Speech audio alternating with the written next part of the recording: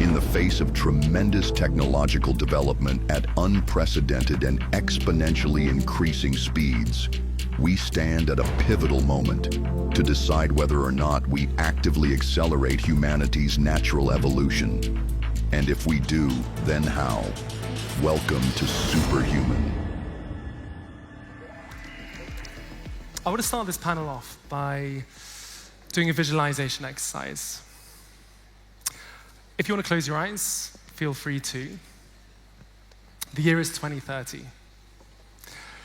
Human flourishing, we've reached it. Everyone is flourishing. What does the world look like? Is there joy, peace, longevity, escape velocity? How are we thriving? If anyone wants to shout out what they feel human flourishing will look like, please do. Anyone? Love it. Sober Burning Man. For me, it's all of the above, including Sober Burning Man. It's about physically and mentally thriving, not just in self, but as a collective, community, and also in our environment as well. And that's why this panel, I think, is the most important one that these gentlemen will be taking this year, because we have an incredibly difficult task ahead. We have so many challenges ahead over the next 5 years to get to human flourishing, and we're going to cover a few of those challenges for sure in the next 25 minutes. But first, a little intro. Myself, I am Julian, the host of the Beyond Tomorrow podcast, an investor, a former founder, and a former Newsweek journalist. Brian Kennedy, I'm sure a lot of you know, is one of the top longevity scientists out there, the former Buck Institute CEO and the current director for Healthy Longevity, the Center for Healthy Longevity in Singapore. In Italy, we have a true pioneer in stem cells, human trophoblast stem cells specifically, the founder of Accelerated Bio, a Buddhist who grew up in Taiwan and then in the US. And finally, Jose, who has wears more hats in the longevity space than anyone I know. He is a futurist, a transhumanist, an engineer, and also an author. La Muerte de la Muerte being one of his books, The Death of Death, and many others as well. I'm sure you can get a signed copy afterwards. So let's dive in. Human flourishing. Brian, over to you. In the context of what you're doing today, how is your work leading to the future of human flourishing? Well, I think that I'm always amazed at where I am. I'm amazed to be on this stage with so many people here because, I started doing longevity research in 1990. So I'm an aging researcher. And the field was very small for 20 to 25, 30 years, almost 25 years, I'll say, where it was the same scientists, mostly preclinical people working on animal models, yeast and worms and flies. You started to get the impression that it's never going to flourish in itself. And now we see such a rapidly growing field that it feels great to me to see all kinds of new people coming in, people thinking about things like longevity, escape velocity. The field has just gotten to an amazing place. And I think the most interesting thing about it right now is that throughout most of my career, yeast and worms and flies and mice were the model organisms for aging research. And now billionaires are the model organisms for aging research. And I still have half of my body that works academically, and we try to answer the basic questions. But the left side is working with clinics now, and so I get to see a lot of new strategies for longevity and how they're working with people. So I think it's a great time, and we just have to make sure we can keep that momentum going and start to really validate in a way that the rest of the world will accept that we're slowing the aging process. I think that's the next key step, and I think we'll get there too. Very exciting. Yuta, so much of human flourishing is about equity and access, and one of the biggest issues with these advanced therapeutics is they're only available to a handful of people. At what point do you think these amazing advanced therapeutics that you're developing will be available for all? It's actually going to be very soon. In fact, that's something that I'm very passionate about working on. So As you mentioned before, we're working with the human trophoblast stem cells. And these cells are the earliest cells that you could possibly source without any ethical issues. And because of that, they are extremely powerful in many ways. They grow so much. We can push them out to 85 population doublings. I mean, that's equivalent to being able to grow 2 trillion human beings. So scale is solved, right? And also, because they're from such an early state, they are putting out extremely potent regenerative messages, right? And so in the last year, we've been working with the National Institute on Aging on applying the exosomes from these cells towards senescent cells. And what we see is that we can systemically downregulate all inflammation. And as many of you here probably know, if you are downregulating inflammation, you could probably reduce, the chance of disease, right? And so we've only done animal studies, but what I want to do is really push it towards, human use. And so by going through regulatory bodies like the FDA. And where we can get to the scale is because the cells grow so much, we can literally mass produce, industrialize the amount of exosomes and be able to literally have everybody use it as a preventative measure. Now imagine that you're able to say, slow down, stop, or reverse biological aging, right? And you start injecting by IV these exosomes at age 30. That means by the time you're 100, you still have internal organs of a 30-year-old. That's what we're hoping to do, right? So this is the way I think that we can really scale this out and have everybody be able to use it. Brilliant. Jose, when I said this is a really important panel, like this question in particular is incredibly important. I'm going to quote Peter Diamandis. One of his tweets recently said that technology advances exponentially, but human institutions and societies do not. The gap is growing and the consequences will be disruptive. Wisdom needed. As someone that's looking at getting society future ready, how do we build this collective wisdom in society that's able to close the gap between institutions and this incredible technology that we're developing? Well, I'm so happy that you begin with my friend Peter Diamandis. We studied together at MIT, and he has this idea that we need to talk about the future and create the future leaders, the future generations. So I am into public advocacy so that people understand that these future technologies are going to be happening very fast. And I strongly do lots of talks, lots of presentations. My book, as you saw, it's here also in Chinese. It's going to be in 20 languages by the beginning of next year. In 2 weeks, I'm going to China to present it. I'm really, really excited. I was candidate for the European Parliament. I was the first candidate to the European Parliament that talked about immortality. And I proposed the creation of a European anti-aging agency. So my goal is that people understand this is real science. This is, and we are very close to rejuvenation technologies because of great scientists like my dear friend Brian Kennedy, who studied at MIT, so I'm very happy. Are breaking science, discovering new things. One of the things that was very impactful for me was the Nobel Prize in Medicine in 2012, Shinya Yamanaka, who discovered that aging is flexible and that you can accelerate aging. I don't recommend that to anyone. You can stop aging, or what we want, we can reverse aging. So I am dedicating my life towards that because this is the only issue that is really life or death. Our life is at stake here, and my goal is to kill death before death kills me. Thank you, Jose. But this collective wisdom, how do we build it? How do we bring people on the journey? Because at the moment, there's very few. We have, 300-400 people in this room, plus another, let's say, 100,000. I don't know what the number is, but it's still a fragment of the collective. But this is growing exponentially. When Aubrey de Grey organized his first conference in Cambridge University in 2003, there were like about 40 people, and there was only one conference. Now every year, I personally go to about 25 longevity conferences. This was impossible even to think about before COVID. Yeah. I recently had Christian Angermeyer on the podcast, and he said, we're entering the greatest period of disruption in human history. If we don't handle the transition consciously, fear will dominate. Fear is the mind killer. So this is a question for you all.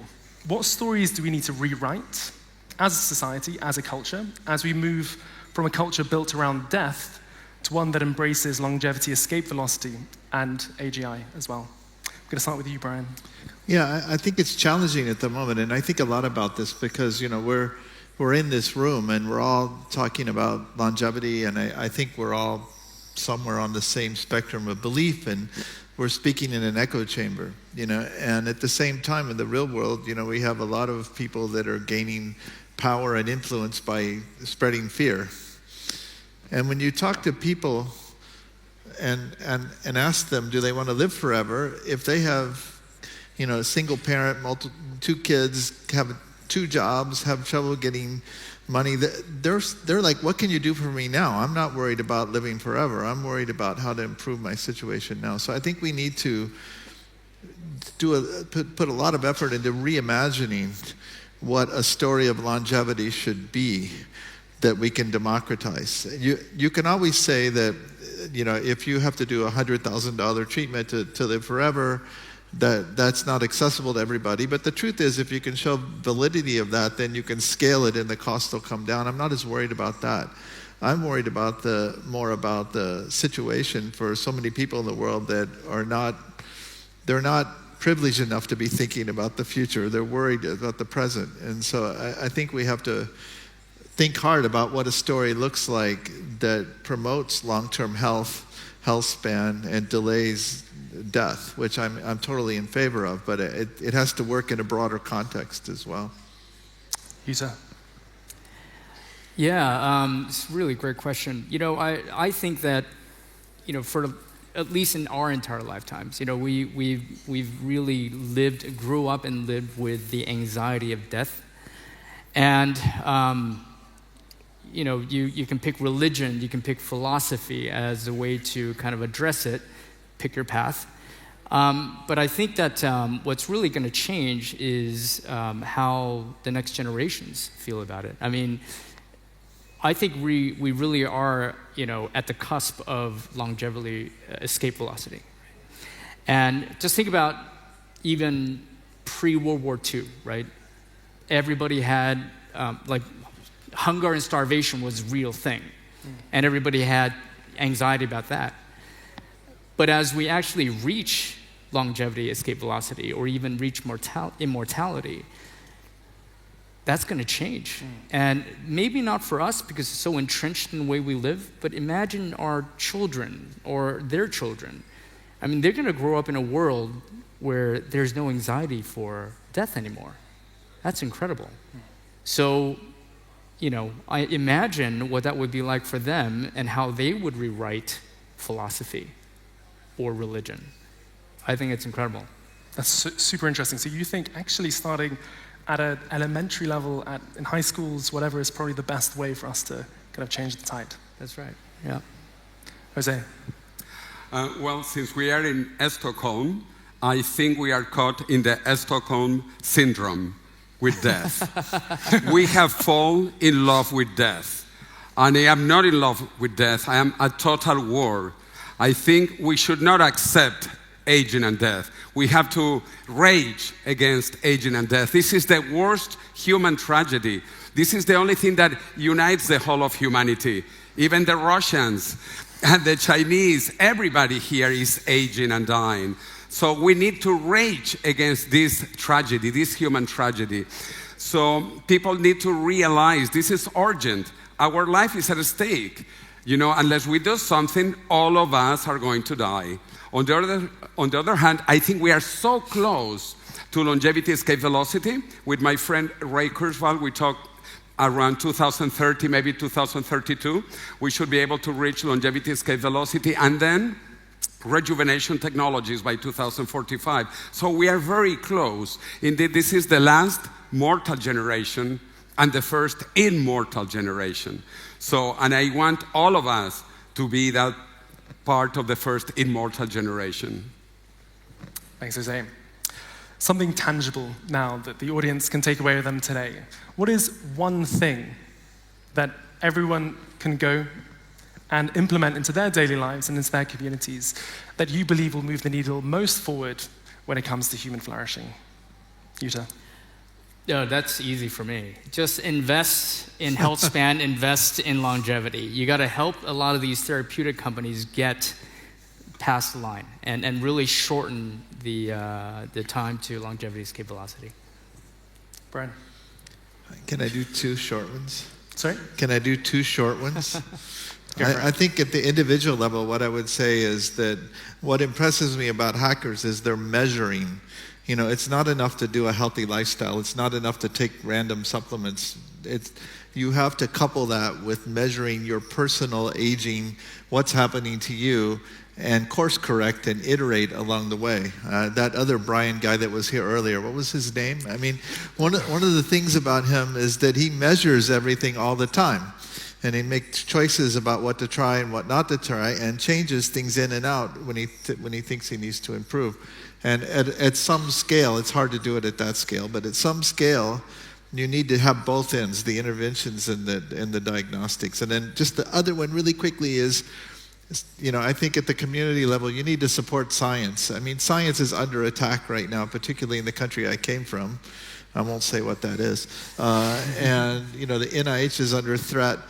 Universities are under threat. Most of the discoveries that have led to everything we know about longevity came from this kind of research, and it still has a valuable place.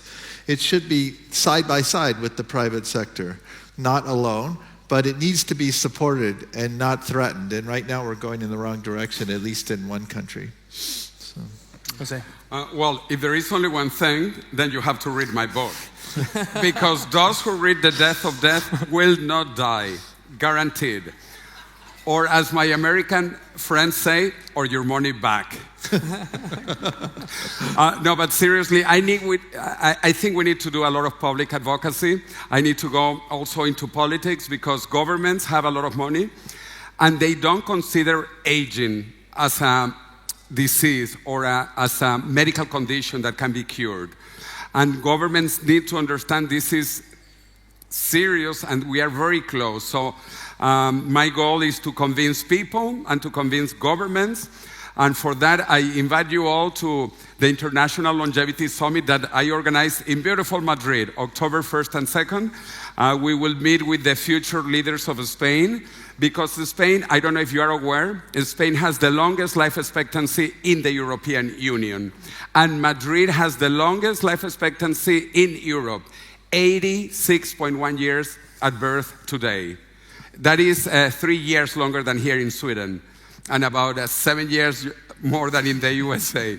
That is doing very poorly. Anyway, so yes, you need to discover the Mediterranean diet. We will have some snake oil from Brian Johnson. It's extra virgin olive oil made from Spanish and Portuguese olives. So come to Madrid. There's a great New York Times article a few years ago that said the reason why the Spanish live longer than the Brits was sex and tapas, I think. So more of that. A last question. So we're building this human flourishing movement. Some people point to the Don't Die movement, which is definitely the uniting front right now. But as we know from history, and I was going to say we have, I think, 4 religions across us, including Zeroism, that when religions or a movement become organized, you then see a lot of fragmentation. You see a lot of issues, right? What is one thing that you would recommend to, I'm not going to say the Don't Die movement, but the human flourishing movement, to make sure that we don't go down the same path as some of the other religions we all know very well? Jose. Well, I am a transhumanist. We believe in super longevity. I like to say immortality. We believe in super intelligence, the singularity, and super happiness. So I think this is actually what superhuman means. We are going to transcend the human age in the next 20 years. We are going to become basically immortal, super intelligent, and super happy. So I believe we need to push this superhuman movement. And as Brian Johnson would say, don't die. Thank you. So that's one thing. Just don't die. Brian, how do we... I can't follow him. Yeah, I know. How do we make sure that we don't become an organization and then just fragments and becomes a bunch of denominations of human flourishing? You know, you've got the Don't Die movement in Southern Africa and the one in whoever that think very differently. Exactly. We can send him to all of the places. Yeah. It's. I think that. I think we have to realize right now. And by the way, I'm an optimist. I believe we're going to extend longevity significantly in the short term and dramatically in the midterm, and maybe even stop aging in the long term. But right now, we're in this unique situation where if you go to a longevity clinic, they're doing clinical practice. At the same time, it's research. You know, I don't think anyone is at a point right now where they can look at baseline parameters that an individual has and give them a totally personalized regimen for how to extend their lifespan and health span. And so we're in this kind of opaque region between research and clinical practice. And I encourage people to do that, but I think you have to understand that, you know, we're still trying things out. And some things are going to work really well. Some things are not going to work. And I think, but if you keep measuring things and you're at a clinic that's honest and transparent, they can positively influence almost everyone, because you can see how things are working and change course. And over a period of time, you'll get to something that increases your health span. So I'm excited. I love people being on the cutting edge and being hackers and trying things. But you have to understand, it's still research right now. It's not guaranteed results. So keep your eyes open. Yuta. Yeah, I'm a Buddhist by birth, so I kind of adhere to that. So people call it a religion. I actually think it's more of a philosophy, right? So I kind of look at it the same way. You know, even in this longevity movement or health span movement, I believe that organization's fine. We need it in order to organize something as cool as this. But I think you need to let people have their own agency in how they want to drive that forward, whether it's, you know, the philosophy of how to get to a certain end goal for longevity, just let people be. And I think that the freedom and free agency is going to draw only more people to it. But the organization is still very important to kind of bring people together. It's going to be an interesting journey to 2030, and hopefully we gave some answers to how we get there in the best possible way. So thank you very much, guys. Thank you. Thank you. Thank you. Thank you.